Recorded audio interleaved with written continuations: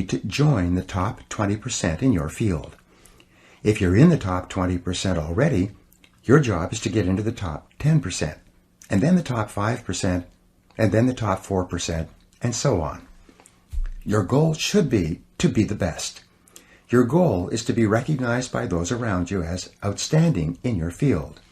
Your goal must be to pay any price, overcome any obstacle, and make any effort necessary to become excellent in your chosen career. And in just a moment, I'll show you how. Moving to the top. There is one small problem that you need to deal with before you become one of the best in your field. Earlier in this book, I said that most of us grow up with feelings of inferiority and inadequacy. Because of low self-esteem and selling ourselves short, many of us never even think about becoming excellent at our work. It never even occurs to us that we have the ability to learn anything we need to learn to be able to do an outstanding job at anything we put our minds to. The fact is that, generally speaking, you have the capability to excel at anything that is really important to you. If anyone else has achieved a high level of competence in your field, then so can you.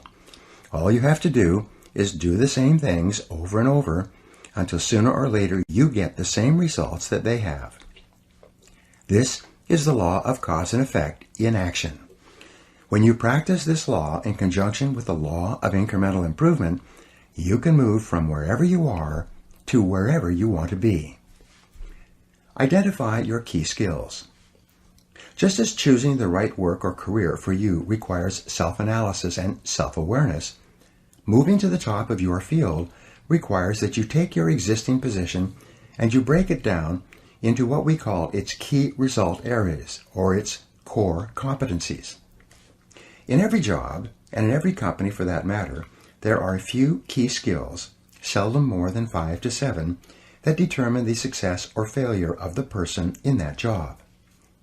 Wherever an individual is having trouble in his or her career, it is usually because he or she is weak in one or more of these KRAs, or core skills. Wherever a person is successful, it turns out that they are strong in all of the key skills necessary for success in that job. And here's a key discovery. Your weakest important skill determines the height of your success in your work. You could be excellent at 6 out of 7 of your key result areas, but your weakness in the 7th area can hold you back for years. Analyze your skill levels.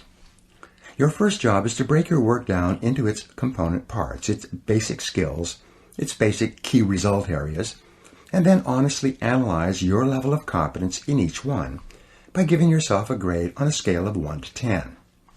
For example, if you are in sales, your key result areas or core skills might be prospecting, establishing rapport, identifying problems accurately, presenting solutions, answering objections, closing the sale, and getting resales and referrals from satisfied customers. A weakness in any one of these areas could be fatal to your success and your income. If you're in business, your key result areas could be leadership and management, strategic planning, marketing and sales, staffing and delegating, financial controls and administration, and production and quality controls. Each situation may be slightly different, but the same concept applies. Success begins by analyzing the individual parts of your performance and then by making a plan to become very good in each area. Deliberate practice. One of the most important breakthroughs in personal performance and career success is described in Jeffrey Colvin's top-selling book, Talent is Overrated. Colvin shows that most people start their careers with limited marketable skills and then develop from there. It turns out that those executives who got to the top early in their careers developed the habit of identifying the most important skill they could develop at that stage of their career.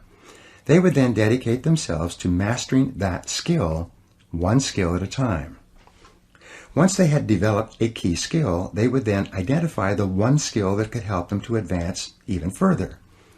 Their entire career ladder consisted of mastering each key skill, one at a time, until the compound effect took over and they moved rapidly upwards in their jobs. Identify your key skill. A good exercise is to ask yourself, what is my limiting skill? What is it that I do or don't do that is determining the speed at which I succeed and move ahead in my job? What is the performance bottleneck or choke point in your work? What limits you or holds you back from getting to where you want to go? Sometimes taking the time to develop one limiting skill will put your entire career onto the fast track. A manager in one of my seminars asked me privately why it was that he was continually passed over for promotion at his engineering firm, even though his boss acknowledged that he did excellent work. I asked him about the qualities and activities of the highest paid engineers in the company. It turned out that they, along with accountants, architects, and many other professionals, were rainmakers. They had the ability to make presentations to clients and to sell them on the idea of giving work to their firm. He then told me that he was terrified of public speaking and any kind of selling. I told him that if he wanted to move up in his firm, he should take a course in public speaking, overcome his fears, and begin bringing in business to his company. A year later, I was giving another management seminar which he attended. He had taken my advice, joined Toastmasters, and taken a Dale Carnegie course, and had become a fluent and popular spokesman for his company. He had been promoted twice, his income was up 40%, and he was one of the most respected people in his firm. His whole life and career had been transformed by the development of a key skill. All skills are learnable. Once you have defined your ideal job and then broken that job down into its constituent parts or core skills, and then made a plan to become very good in each part of your job, then your final key to self-motivation and a feeling of growth is to commit yourself to continuous, never-ending self-improvement. Make a decision right now to dedicate yourself to a lifetime process of personal and professional development. Here are 3 simple rules that will change your life. Number 1, invest 3% of your income back into yourself. Spend 3% of what you earn on personal research and development, on upgrading your skills and abilities, and on becoming better at performing the most important tasks that are required of you. If you invest 3% of your income back into yourself, you'll never have to worry about money again. Number 2, read for 1 hour or more each day in your chosen field, underlining and taking careful notes that you can review regularly. A simple technique is to read and underline with a red pen, and then go back and transfer all of those key points into a spiral notebook. You can dictate the key points and have them typed up for you, or use dictation software that translates your voice, and which you can then print out. You will then have a synopsis of the most important ideas in any book. When you review them, which only takes about 10 minutes or so, 5 or 6 times, you memorize all the key points. This method is used by some of the most successful men and women in America. Number 3, listen to audio programs in your car. Turn your automobile into a mobile classroom, a university on wheels. Never drive your car without your educational audio programs playing. According to the American Automobile Association, the average driver spends between 500 and 1,000 hours each year in their car.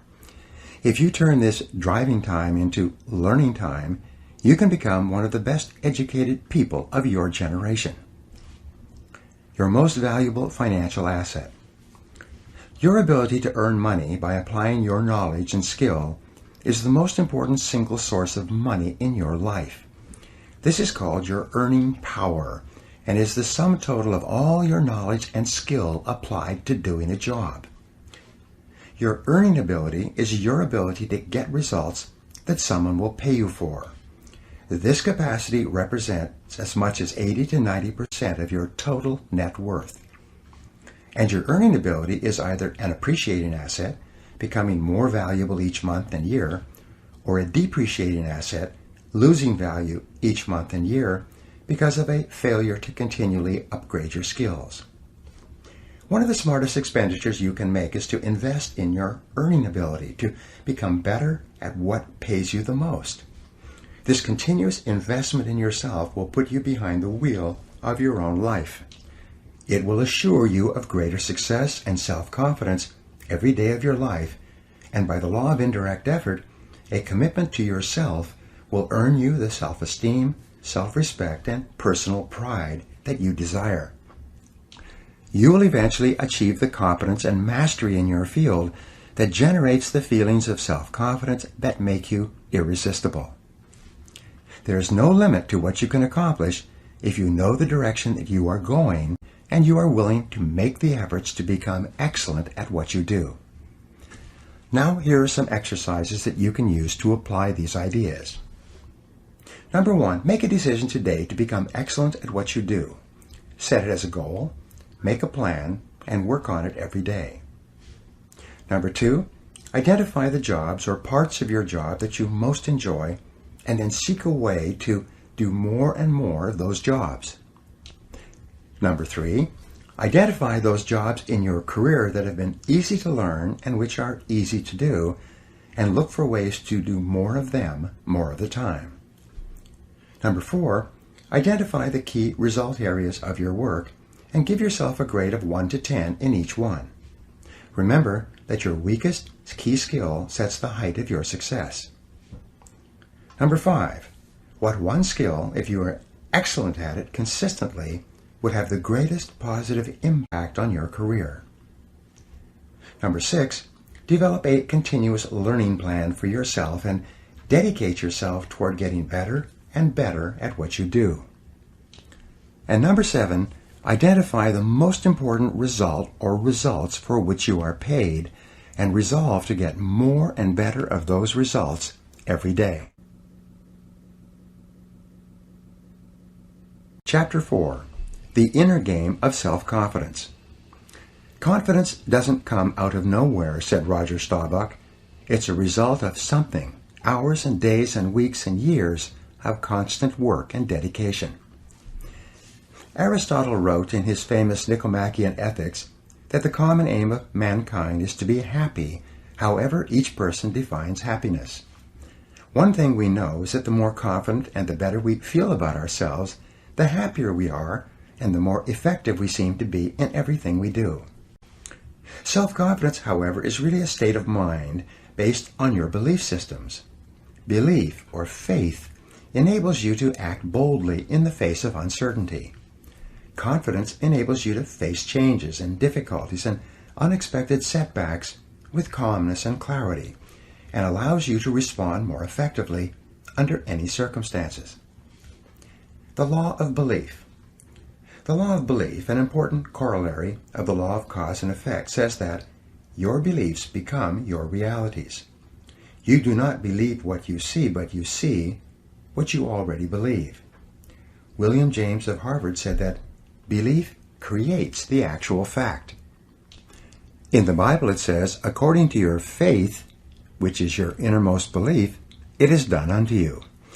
If you believe strongly enough and confidently enough, your outer world will tend to conform to a pattern consistent with these beliefs. In fact, your world today is largely an outpicturing of your innermost beliefs and convictions. You behave on the outside based on your beliefs on the inside. You see the world around you based on your beliefs about reality, whether they are correct or not. How can you determine your true beliefs? Simple. You can tell what you really believe by observing what you do and what you don't do. You can tell what you believe by listening to your opinions, your conversations, and by noting your decisions. When you truly believe yourself to be an exceptional human being, possessed of remarkable capabilities, you will walk and talk and act that way, and your inner convictions will become your outer realities. As the Bible says again, all things are possible to him that believeth. The power of belief. There's a story about a man many years ago whose business was in serious trouble. He had lost some big sales, he was deeply in debt, and his suppliers and creditors were closing in on him. He didn't know whether he should continue struggling or just declare bankruptcy and let his business fold. He decided to go for a walk in the park that evening and think it over and decide what to do. He was standing in the park on a small bridge looking down at the water when an older man appeared out of the darkness. Seeing his downcast look, the older man stopped and demanded to know what the matter was. For some reason, the businessman told him all about his financial problems and how close his business was to collapsing, even though it was a good business and had a good potential future. The older man listened intently and then said, "I think I can help you." He pulled a checkbook out of his pocket, asked the man his name, and wrote out a check for him, pushed it into his hand, and said, "Take this money. Meet me here exactly 1 year from today, and you can pay me back at that time." Then the older man turned and disappeared into the darkness. The $500,000 check. When the businessman returned to his office, he opened up the check and found that it was for $500,000. He thought it was just a joke until he read the signature. The signature read, John D. Rockefeller.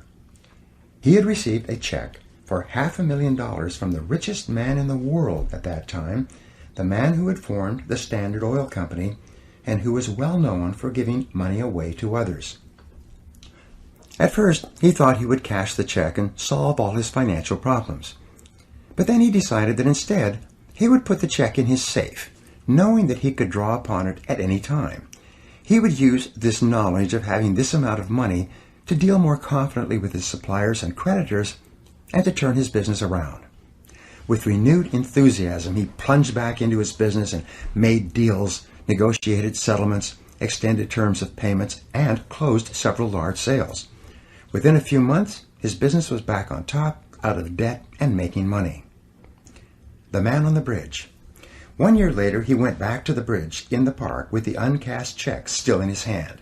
He could hardly wait to tell the older man what had happened. At exactly the agreed upon time, the older man emerged from the darkness once more.